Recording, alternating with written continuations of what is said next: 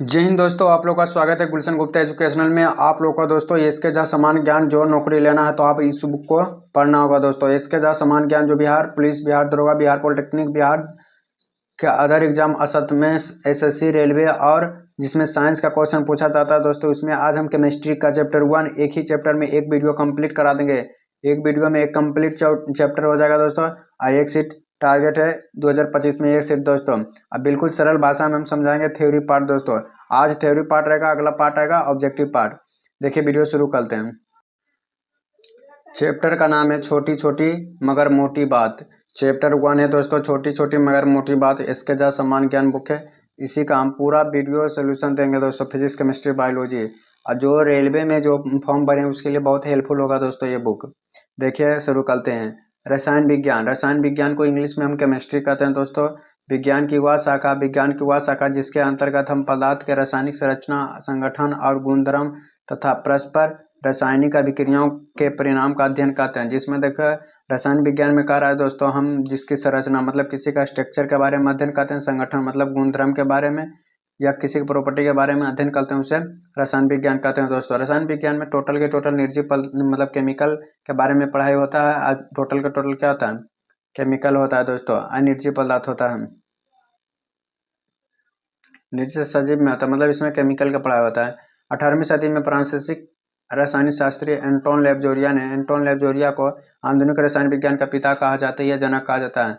रसायन विज्ञान का जनक किसे कहा जाता है? तो ऑप्शन नंबर नहीं, ऑप्शन रहेगा ऑब्जेक्टिव में, लेकिन हम थ्योरी पढ़ा रहे हैं। एंटोन लेबोरिया हो जाएगा। कौन है दोस्तों? एंटोन लेबोरिया, जिसे मॉडर्न केमिस्ट्री में माना जाता है। इसे मॉडर्न केमिस्ट्री भी माना। रसायन शास्त्र की उत्पत्ति मिस्र में पाई जाने वाली मिट्टी केमिया से हुई है। इसका शाब्दिक अर्थ होता है काला होता है दोस्तों। रसायन शास्त्र की उत्पत्ति जो है मिस्र एक देश है, उस यहाँ से उत्पत्ति हुई। जो एक मिट्टी है दोस्तों, जिसका मिट्टी का नाम था केमिया। केमिया का मतलब क्या होता है? काला होता है दोस्तों। केमिया का मतलब काला। रसायन विज्ञान का जन्म कहाँ से हुआ था? मिस्र देश से हुआ था दोस्तों। रसायन विज्ञान का जन्म कहाँ से, कौन से देश से हुआ था? तब मिस्र से हुआ था। कहाँ? मिस्र से। अध्ययन की सुविधा के आधार पर केमिस्ट्री को 3 भागों में बांटा गया। अध्ययन की सुविधा के अनुसार केमिस्ट्री को कितने भागों में? 3 भागों में बांटा गया। एगो हो जाएगा दोस्तों भौतिकी रसायन, एगो कार्बनिक रसायन, एगो ऑर्गेनिक रसायन। मतलब फिजिकल केमिस्ट्री, ऑर्गेनिक केमिस्ट्री और इनऑर्गेनिक केमिस्ट्री। आप लोग 12th में जरूर पढ़े होंगे जो साइंस होगा उसमें, कि हम तीनों पढ़ते हैं जैसे फिजिकल केमिस्ट्री, ऑर्गेनिक केमिस्ट्री और इनऑर्गेनिक केमिस्ट्री भी पढ़ते हैं। अब जैसे देखिए भौतिकी रसायन किसे कहते हैं? इसके अंतर्गत अणुओं में भौतिक गुण तथा भौतिक संरचना, उनकी रासायनिक संरचना और प्रभावों का अध्ययन किया जाता है। इसमें रासायनिक संरचना के बारे में अध्ययन किया जाता है, उसे भौतिक रसायन कहते हैं। इसके अंतर्गत इस शाखा में रासायनिक अभिक्रियाओं के दर, मतलब अभिक्रिया होता है, संयोजन अभिक्रिया, वियोजन अभिक्रिया, ये सब पढ़े होंगे 10वीं में। यह सब की अभिक्रिया का दर, प्रकाश के रासायनिक प्रभाव, इसका अध्ययन होता है, उसे भौतिकी रसायन कहते हैं। कार्बनिक रसायन में कार्बन के बारे में अध्ययन करते हैं। इसके अंतर्गत कार्बन एवं हाइड्रोजन से युक्त रासायनिक, यौगिक अथवा अनेक आपसी अन्य तत्वों से क्रिया का अध्ययन किया जाता है, उसे कार्बनिक रसायन कहते हैं दोस्तों। उसे कार्बनिक रसायन कहते हैं। जैसे ईंधन, प्लास्टिक, खाद्य योजक, प्रकाश संश्लेषण क्रिया दोस्तों, सब कार्बनिक रसायन हो जाएगा। अकार्बनिक रसायन किसे कहते हैं? इसके अंतर्गत सभी अकार्बनिक तथा गैर हाइड्रोकार्बनिक यौगिक तथा निर्जीव पदार्थों का अध्ययन किया जाता है, उसे अकार्बनिक कहते हैं। इसमें कार्बन की मात्रा नहीं होता है दोस्तों, जिससे धातु, खनिज, तेल, रेडियो सक्रिय तत्व हो जाएगा। इसे हम अकार्बनिक है। पदार्थ किसे कहते हैं? देखिए पदार्थ किसे कहते हैं? Substance of matter. वह वस्तु जो स्थान गैर तथा जिसमें भार हो, उसे पदार्थ कहते हैं। मान लीजिए दोस्तों यहाँ पर हम एगो बॉक्स बना दिए, इसमें हम कुछ भर दिए, कुछ क्या कर दिए, हम भर दिए दोस्तों। तब बोलिए जहाँ हम भरें वहाँ रखें, वहाँ पर बोलिए ये स्थान लिया कि नहीं? स्थान तभी ले लिया, मतलब स्थान भी घेर दिया। जिसमें भार हो तब बता, कुछ हम बॉक्स में भरे, मान लीजिए ईटा, पत्थर, बालू कुछ भी भर दिए, तो इसमें भार होगा कि नहीं दोस्तों? तो भार भी होगा, तो वह सब क्या हो जाएगा? पदार्थ हो जाएगा। जैसे हवा में, जैसे बैलून में हम जब हवा भर देते हैं तो उसमें भार बढ़ जाता है। जैसे देखिए टायर है, कितना भारी रहता है। पानी हो गया, बोतल में जब पानी रहता था, जहाँ भी रखता हूँ वहाँ स्थान भी घेरता है, साथ ही साथ क्या होता है? स्थान भी घेरता है, भार भी हो। गैस है, जैसे सिलेंडर में पता नहीं चला कि गैस के वजन होता है। सिलेंडर में देखिए गैस कितना वजन लगता है, अब भार भी होता है। तो इसे पदार्थ कहते हैं दोस्तों। दुनिया में खाली एक ही पदार्थ नहीं है जो प्रकाश है। प्रकाश का कोई भी वजन और भार नहीं होता, नहीं जगह घेरता है। अगला हो जाएगा पदार्थ का वर्गीकरण दोस्तों, पहले पदार्थ का वर्गीकरण पढ़ लेते हैं। एगो भौतिकी वर्गीकरण हो गया, एगो रासायनिक वर्गीकरण हो गया। पदार्थ को दो भागों में बांटा गया, एगो भौतिकी वर्गीकरण, एगो रासायनिक वर्गीकरण। अब भौतिकी वर्गीकरण में भी तीन गो है, ठोस, द्रव और गैस। ठोस, द्रव और गैस मतलब सॉलिड, लिक्विड और गैस, सॉलिड, लिक्विड, गैस। रासायनिक में शुद्ध मिश्रण, शुद्ध पदार्थ और मिश्रण। अब शुद्ध पदार्थ को कितने भागों में बांटा गया इसके बारे में अध्ययन कर लेते हैं। शुद्ध पदार्थ को दो भागों में बांटा गया, एगो तत्व, एगो यौगिक। तत्व और यौगिक। तत्व को भी तीन भागों में है, धातु, अधातु, उपधातु। धातु, अधातु, उपधातु। यौगिक के दो, कार्बनिक यौगिक, अकार्बनिक यौगिक। अब मिश्रण का भी दो भागों में समांग और विषमांग होगा।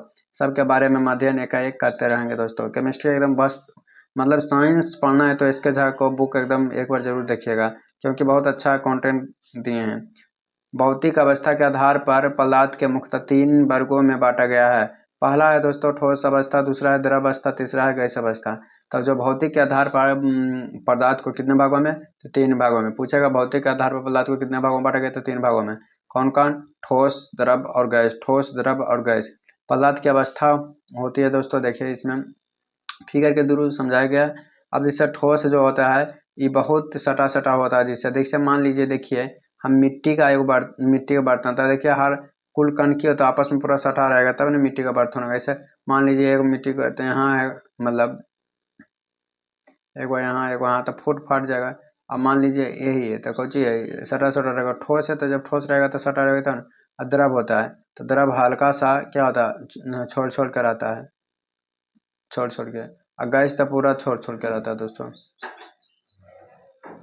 अब इसके बारे में सबके बारे में अध्ययन करते हैं। अब ठोस, इसका आयतन और आकार दोनों ही निश्चित होता है। इसका आयतन और आकार दोनों ही निश्चित होता है। आयतन और आकार दोनों ही निश्चित होता है, उसे ठोस कहते हैं दोस्तों। मान लीजिए हमें वो चीज़ बीकर बना दिए, ये बीकर बनाए, इसमें हम पानी डाल, मान लीजिए इसमें दूध डाल दिए, तब मान लीजिए इसका आकार अभी इसमें भी दिए, तो आयतन और आकार दोनों ही क्या होता है, निश्चित होता है। सॉरी दूध नहीं होगा, दूध नहीं होगा। मान लीजिए ईटा है, क्या है, ईटा है, की है, ईटा है, ईटा, ईट है, ईट है। तो ईट जितना भी देखिएगा आप लोग का घर में ईट लगा हुआ तो सबका ईट का आकार और आयतन दोनों ही निश्चित होगा, क्योंकि ईट 4 kg का एक ईट है, तो सबका सब ईट कितना होता है, 4 kg का होता है। ईट कितना होता है, 4 kg। मान लीजिए आप लोग का फ़ोन रेडमी का है, रेडमी का आकार बताइए। मान लीजिए रेडमी 6 मान लेते हैं, रेडमी 6 किसी के पास मोबाइल होगा, या ओप्पो, वीवो, जो भी मोबाइल हो, एक ही कंपनी के होना चाहिए। लेकिन जैसे रेडमी 7 है तो मतलब 6 है, तो टोटल देखिए 6 का आकार वजन सब एक नहीं रहता है ना। सब क्या आ जाएगा, ठोस में आ जाएगा, मतलब सॉलिड में आ जाएगा। जैसे पत्थर, कोयला, ये सब क्या आ जाएगा, ठोस में आ जाएगा। अब देखिए द्रव इंग्लिश में लिक्विड बोला जाता है। इसका आयतन निश्चित लेकिन आकार परिवर्तनशील होता है, अर्थात जिस पात्र में रखा जाता है उस पात्र का स्थानीय ग्रहण कर लेता है, जैसे पानी, दूध, तेल। जिसको भी देखिए बढ़िया समझाते हैं। मान लीजिए इसको मेरे को बीकर ले लिए, यहाँ पर वो भी बीकर ले लिए, इसमें 1 kg पानी डाल दिए, क्योंकि बीकर बड़ा है, इसमें भी 1 kg हम पानी डाल दें, तो देखिए आकार इसका क्या हो जाएगा, आकार इसका बदल जाएगा। आकार क्या हो जाएगा, बदल दिए। इससे बड़ा ही ड्रम है, ये छोटा ड्रम हो गया, तो बड़ा ड्रम है, छोटा ड्रम है, तो आकार क्या बदल गया, लेकिन आयतन तो नहीं बदला, क्योंकि इसमें भी 1 kg है, इसमें भी 1 kg। ऐसे नहीं समझे तो घरेलू परिभाषा बताया। मान लीजिए आपको घर में 1 गिलास दूध है, अब आप लोग थरिया में रखिए, लोटा में रखिए, बोरा में बोरा में नहीं, बोरस तो गिर जाएगा, मतलब थरिया में रखिए, तो लेकिन एक गिलास के एक ही गिलास रहेगा, लेकिन इसका आकार क्या होगा, बदल जाएगा। कभी हो जाएगा गोल, कभी चौकोर, जैसा आप लोग बर्तन शेप रखते हैं उसी तरह मतलब आकार क्या होगा, निश्चित होगा। अब गैस देखिए दोस्तों, तीसरा नंबर गैस है। इसका आयतन और आकार दोनों ही परिवर्तनशील होता है, मतलब दोनों ही बदल जाता है। जैसे मान लीजिए सिलेंडर में, तो सिलेंडर में गैस का हिस्सा नहीं सा, बोतल में रखेगा तो अलग हो जाएगा, तो हो जाएगा ठोस द्रव गैस। समझा दिए, जैसे गाल गैस, मार गैस होएगा। अब ठोस द्रव गैस में कुछ समान गुण अब बढ़ते हुए घटते हुए, तो देखिए गतिज ऊर्जा सबसे ज़्यादा होता है गैस में, इसके बाद द्रव में, फिर ठोस में। क्या कि सबसे ज़्यादा तेजी से कौन भागता है, गैस। घनत्व सबसे ज़्यादा होता है ठोस में, सबसे ज़्यादा ठोस में, फिर द्रव में, फिर गैस में। अंतरा आणविक आकर्षण बल सबसे ज़्यादा ठोस में, फिर द्रव में, फिर गैस में। अंतरा आणविक स्थान सबसे ज़्यादा स्थान भी गिरता है, गैस, फिर द्रव, फिर ठोस। प्रतिस्थान से भी सबसे ज़्यादा होता है ठोस, द्रव, गैस। समंजन बल भी होता है जब ठोस द्रव गैस, विसरण भी होता है सबसे ज्यादा गैस द्रव ठोस, संपीड़ित हो जाता है गैस द्रव ठोस में। दृढ़ता दोस्तों, दृढ़ता पदार्थ की वह गुण जिसमें पदार्थ टूटने से पहले अपने ऊपर होने वाले प्रहार का विरोध करता है उसे दृढ़ता कहते हैं। उसे क्या कहते हैं दोस्तों? दृढ़ता कहते हैं। उसे क्या कहते हैं? दृढ़ता कहते हैं।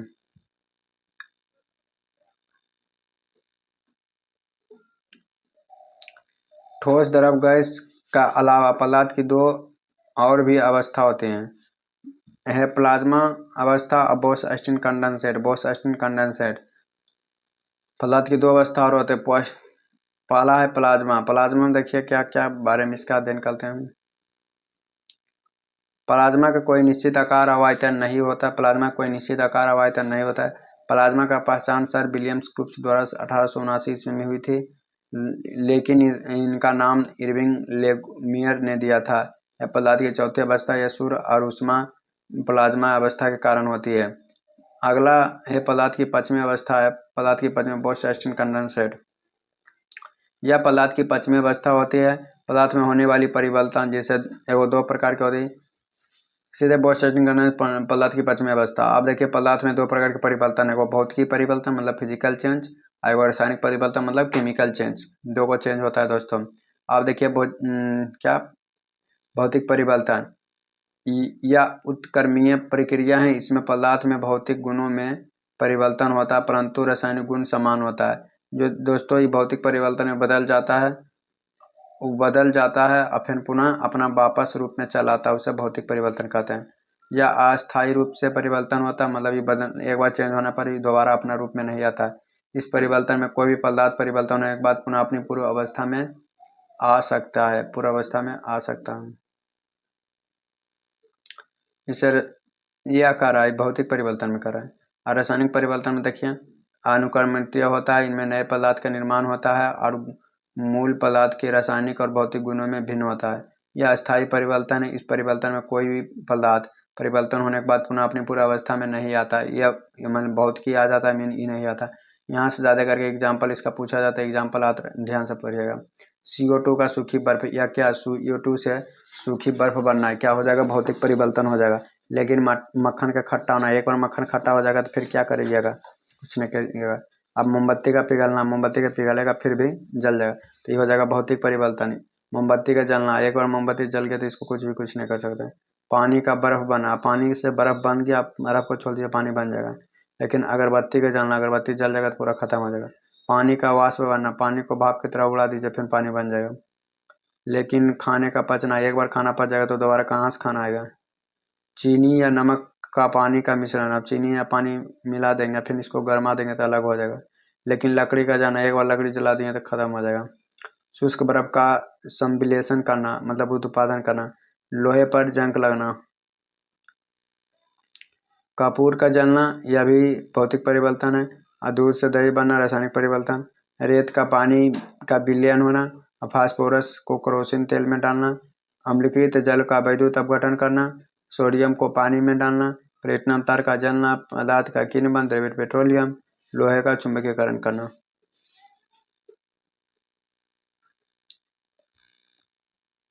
अगला पॉइंट हो जाएगा लोहे पर जंग लगने से क्या क्या होता है, इसके बारे में अध्ययन करते हैं। लोहे पर जंग लगना रासायनिक परिवर्तन कहलाता है। लोहे पर जंग लगना क्या कहलाता है? रासायनिक परिवर्तन कहलाता है। लोहे पर जंग ऑक्सीजन और नमी की उपस्थिति में लगता है। ऑक्सीजन की नमी की उपस्थिति में लगता है। लोहे पर जंग लगने से उसका भार क्या होता है? बढ़ जाता है, लेकिन उसका आयु क्या होता है? घट जाता है। लोहे पर जंग से बचाने के लिए उसे जस्ता का लेपन किया जाता है। यह प्रक्रिया जस्तीकरण कहलाता है। लकड़ी के कीड़ों मकोड़ों से बचाने के लिए ZnCl2 मतलब जिंक क्लोराइड का लेपन किया जाता है। धान में मतलब जस्ते की कमी से खैरा बीमारी होता है धान में। रासायनिक संगठन के आधार पर द्रव्य के मुख्यतः तीन प्रकार होते हैं: तत्व, यौगिक और मिश्रण। तत्व, यौगिक और मिश्रण, एलिमेंट, कंपाउंड और मिश्रण। तत्व यौगिक जो होता है शुद्ध पदार्थ होता है और मिश्रण जो होता है अशुद्ध पदार्थ होता है। क्या होता है? अशुद्ध पदार्थ होता है। अब शुद्ध पदार्थ दो प्रकार के होते हैं, तत्व एवं यौगिक। अब तत्व के बारे में अध्ययन करते हैं। तत्व वह शुद्ध पदार्थ है जिसे तोड़कर किसी अन्य पदार्थ में परिणत नहीं किया जा सकता। मतलब किसी मिलाने पर भी यह पहचान आ जाए क्योंकि शुद्ध पदार्थ है। तत्व के सूक्ष्म कण को परमाणु कहते हैं। तत्व के सूक्ष्म कणों को क्या कहते हैं? परमाणु कहते हैं। अभी तक 118 तत्व ज्ञात है, जिसमें लगभग 92 प्रकृति में पाए जाते हैं। खोजा गया अंतिम तत्व है अनुस्टेप्सी है दोस्तों, अनुस्टेप्सियम। तत्व के 3 भागों में बांटा गया। कौन कौन? धातु, अधातु और उपधातु। धातु, अधातु, उपधातु। भूपट्टी पर तत्वों के क्रम सबसे ज्यादा क्या पाया जाता है? ऑक्सीजन पाया जाता है दोस्तों। भूपट्टी में सबसे ज्यादा ऑक्सीजन। भूपट्टी में तत्वों का क्रम। भूपट्टी में धातु में सबसे ज्यादा क्या पाया जाता है? भूपट्टी में सबसे ज्यादा धातु में लोहा, एल्युमिनियम पाया जाता है। क्या है? एल्युमिनियम पाया जाता है दोस्तों। मानव शरीर में तत्वों का क्रम सबसे ज्यादा ऑक्सीजन। जीवित मानव शरीर में सबसे ज्यादा पाया जाने वाला तत्व मैग्नीज होता है दोस्तों। यम मतलब मैग्नीज होता है। क्या होता है? मैग्नीज होता है।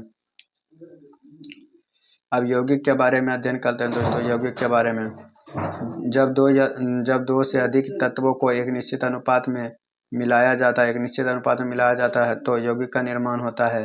जिन तत्वों से मिलकर बना होता है उनका गुण इसमें विद्यमान नहीं होता है। यौगिक के सूक्ष्म कण को अणु कहते हैं। यौगिक के सूक्ष्म कण को क्या कहते हैं? अणु कहते हैं। तत्व के सूक्ष्म कण को परमाणु, यौगिक के सूक्ष्म कण को अणु कहते हैं दोस्तों। अब अणु के भी 2 प्रकार होते हैं, सम अणु और विषम अणु।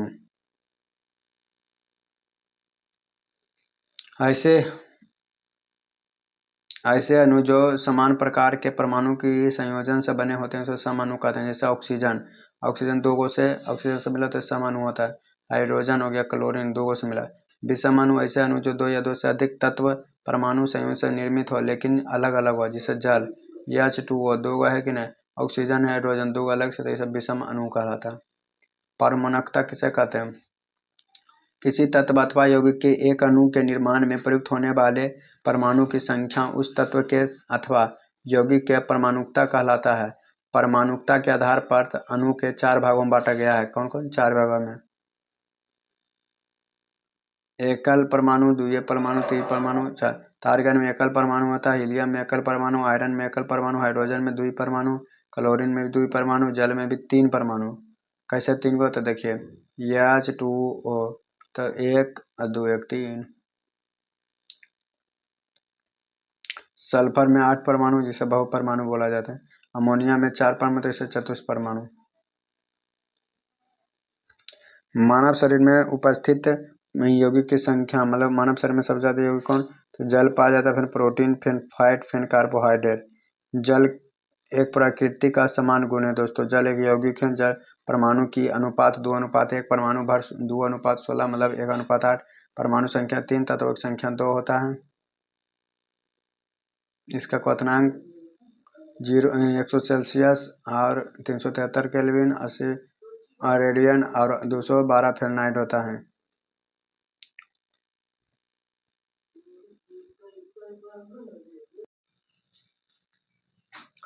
मिश्रण के बारे में अध्ययन करते हैं। जब 2 या 2 से अधिक पदार्थ को किसी भी अनुपात में मिला दिया जाए तो उसे मिश्रण कहते हैं। मिश्रण में उनके अवयव तत्वों के गुण मौजूद होते हैं। मिश्रण की संरचना तय नहीं होती, मतलब इसका सूत्र नहीं होती है। सभी मिश्र धातु मिश्रण है। जैसे हवा, बारूद, चीनी, पानी का घोल, ये सब मिश्रण है। पीतल, कांसा, नाइक्रोम आदि एक मिश्रण है। मिश्रण के प्रकार होते हैं वो समांगी मिश्रण और विषमांगी मिश्रण। 2 या 2 से अधिक मिश्रण को क्या बोलते हैं? समांगी मिश्रण। समांगी मिश्रण का विलयन कहलाता है, विषमांगी मिश्रण नहीं। जैसे एकल सूत्र हो तत्व कहलाता है, एक से अधिक सूत्र हो यौगिक कहलाता है, कोई सूत्र नहीं हो वो मिश्रण कहलाता है। शरबत के कोई सूत्र होता है नहीं। अब मिश्रण को अलग करने की विधि है। मिश्रण को कैसे कैसे अलग किया जाता है उसका विधि है दोस्तों। रौकरण के विधि से किसी विलयन को धीरे धीरे ठंडा करके ठोस अवस्था में बदलने की प्रक्रिया को ही रौकरण कहलाता है। मतलब कोई पदार्थ उसे ठंडा करते पर क्या होता है? रौकरण हो जाता है, अब पदार्थ अलग हो जाता है।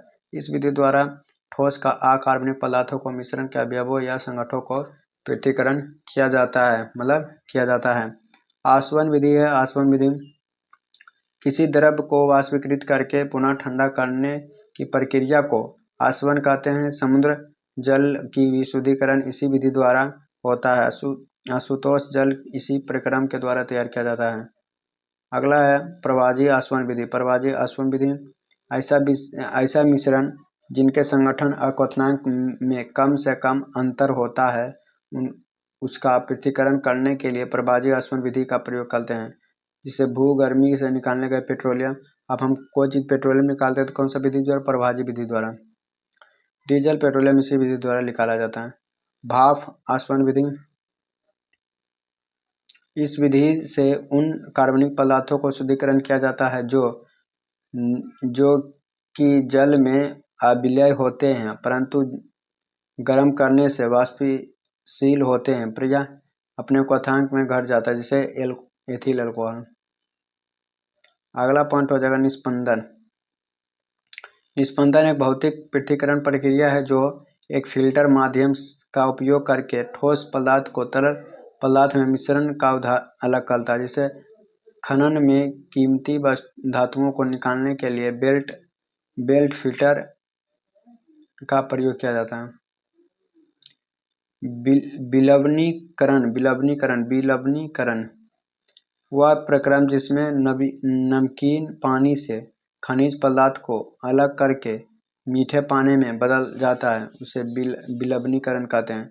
विसरण घनत्व में अंतर रहने के कारण गैसों का गैस में मिलना विसरण कहलाता है।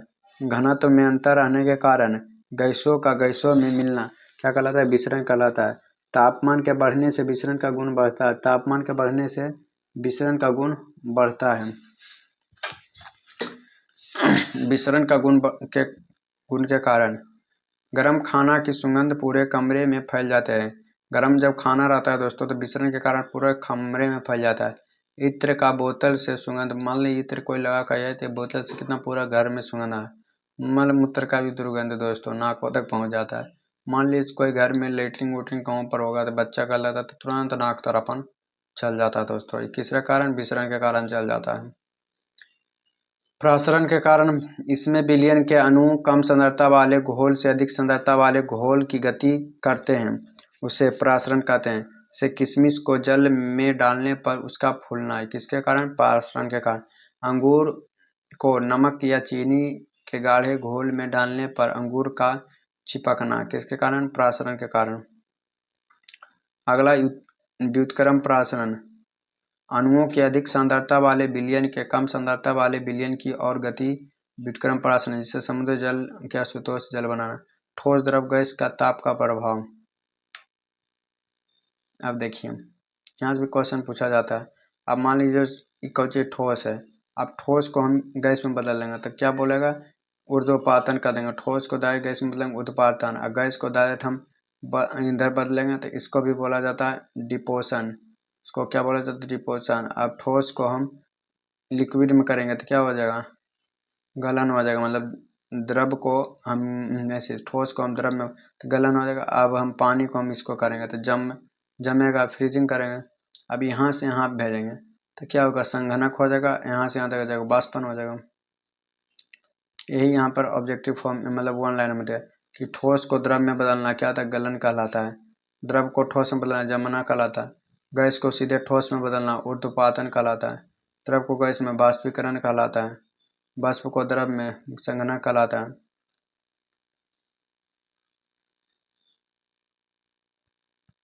ऊर्ध्वपातन किसे कहते हैं? यहाँ से भी क्वेश्चन एग्जाम में आता है। जब कोई पदार्थ ठोस से सीधे गैस में बदल जाता है उसे ऊर्ध्वपातन कहलाता है। जिसे कपूर, आयोडीन, गंधक, नोसदार और एंथ्रीसीन, बेंजोइक अम्ल, नेपथलीन, आयोडोफॉर्म। नोट पॉइंट है दोस्तों। बेंजोइक अम्ल का उपयोग खाद्य पदार्थ के संरक्षण में किया जाता है। समुद्री घास लेमिनेरिया से आयोडीन प्राप्त किया जाता है। समुद्र में पानी में सोडियम प्राप्त किया जाता है, अर्थात समुद्र के पानी में सोडियम होता है। उच्च दाब तथा निम्न ताप पर गैस संघनित होता है, जिसे भार होता है नाइट्रोजन, ऑक्सीजन। प्रथम सबसे हल्की गैस हाइड्रोजन, द्वितीय हीलियम है दोस्तों। प्रथम हाइड्रोजन को आवारा गैस भी कहा जाता है। हाइड्रोजन गैस अधिक ज्वलनशील होता है। वायुयान के टायरों में भरी होते हैं। हीलियम गैस भरी होते हैं। गुब्बारों से भरी होती हीलियम होती है। कृत्रिम रूप से सांस लेने के लिए अस्पतालों में प्रयोग होता है O2+H2 यानी पानी द्रव अवस्था में होना चाहिए। कम गहराई तक समुद्र में जाने के लिए ऑक्सीजन प्लस नाइट्रोजन, अधिक गहराई जाने पर ऑक्सीजन और हीलियम दोस्तों अधिक है। फुटबॉल में भरी होता है, नाइट्रोजन भरी होती है। तेल के नमूने के लंबे समय तक ताज़ा बनाए रखने के लिए हीलियम और नाइट्रोजन का प्रयोग किया जाता है, मतलब तेल को हम ज़्यादा दिन तक रखने के लिए। अगला पॉइंट, यदि दो गुब्बारे को हाइड्रोजन और ऑक्सीजन के समान अणु भरे हुए तो उसके साथ छेद कर दिया जाता है। हाइड्रोजन भरा गुब्बारा पहले संकुचित हो जाता है। घरों का उपयोग में एलपीजी मतलब लिक्विड पेट्रोलियम गैस के द्रव अवस्था में इसके गंध के लिए इथाइल मरकप्टेन मिलाए जाते हैं मिलाए जाती है। इथाइल मरकप्टेन सल्फर का एक यौगिक है। अस्पतालों में कृत्रिम रूप से सांस लेने के लिए ऑक्सीजन और हीलियम का प्रयोग किया जाता है। इस पात्र में अवस्था होती है, जैसे कोल्ड ड्रिंक हो गया, फ्रिज सोडा हो गया, लेमना सोडा हो गया, क्लब सोडा हो गया, इसे द्रव अवस्था में होता है। दाब भरने के लिए एलपीजी गैस का प्रयोग किया जाता है। पंप भरने के लिए पेट्रोल का भरने का कोल्ड ड्रिंक में CO2 गैस भरी होती है। हाइड्रोजन से हीलियम भरा गुब्बारा कुछ ऊंचाई पर जाने पर क्या होता है, बाद में फट जाता है। सबसे पहले फटेगा हाइड्रोजन, इसके बाद नाइट्रोजन। स्थिर अनुपात का नियम दोस्तों, स्थिर अनुपात का नियम, निश्चित अनुपात का नियम प्रतिपादन जोसेफ प्राउस्ट नामक वैज्ञानिक ने किया था। इस नियम के अनुसार रासायनिक पदार्थ में तत्व हमेशा द्रव्यमान के निश्चित अनुपात में मौजूद होता है। गुणित अनुपात का नियम, गुणित अनुपात का नियम जॉन डाल्टन ने दिया था। अभिकारक और उत्पाद के द्रव्यमान सभ्य अवस्थाओं में ही होता है। अगला पॉइंट है, शुद्ध पानी 100 सेल्सियस से होता है। शुद्ध पानी 100 सेल्सियस से अधिक, भारी जल का 101.4 और ईथर के कितना 34 सेल्सियस। वर्षा का जल अशुद्ध जल और विद्युत का कुचालक होता है। प्रेशर कुकर में अंदर खाना जल्दी पकता है क्योंकि कुकर का अंदर का दाब बढ़ जाता है। जब कोई नाव नदी से समुद्र की ओर जाएगी तो थोड़ा ऊपर उठ जाता है। जब कोई नाव समुद्र से नीचे की ओर जाएगी तो समझिए नीचे होकर तैरेगी। बारूद का खोज रोजर बेकर ने किया था। बारूद चारकोल और शीशम के। KNO3 को सोरा या नाइटर कहा जाता है। CaCO3 खड़िया या चूड़ा या संगमरमर होता है। पारा को क्यू सिल्वर या द्रव धातु कहा जाता है। मोती का मुख्य अवयव CaCO3 का बना होता है। अंडे का आवरण CaCO3 का बना होता है। कैप्सूल का आवरण स्टार्च क्यों ना। अगला पार्ट ऑब्जेक्टिव का आएगा दोस्तों। वीडियो अच्छा लगे तो चैनल को सब्सक्राइब, वीडियो को शेयर करें। इसका प्लेलिस्ट भी बना दिए दोस्तों, सभी के साथ फिजिक्स केमिस्ट्री बायोलॉजी तीनों का हम सोल्यूशन दे रहे हैं। और साथ ही साथ जो सीटेट की तैयारी करते हैं उसके लिए भी वीडियो मिलता है दोस्तों। साथ ही साथ रेलवे हो गया, रेलवे के लिए सर संग्रह खान सर का जो पॉकेट जी का है वो इसका भी सेशन चल रहा है। और साथ ही साथ जो मैथ और रीजनिंग का भी सेशन चल रहा है दोस्तों। जो math bye Aditya Ranjan sir का बुक है और रीजनिंग बाय गुरु विक्रमजीत सर का बुक है दोस्तों। वीडियो अच्छा लगे तो चैनल को सब्सक्राइब, वीडियो को शेयर करें।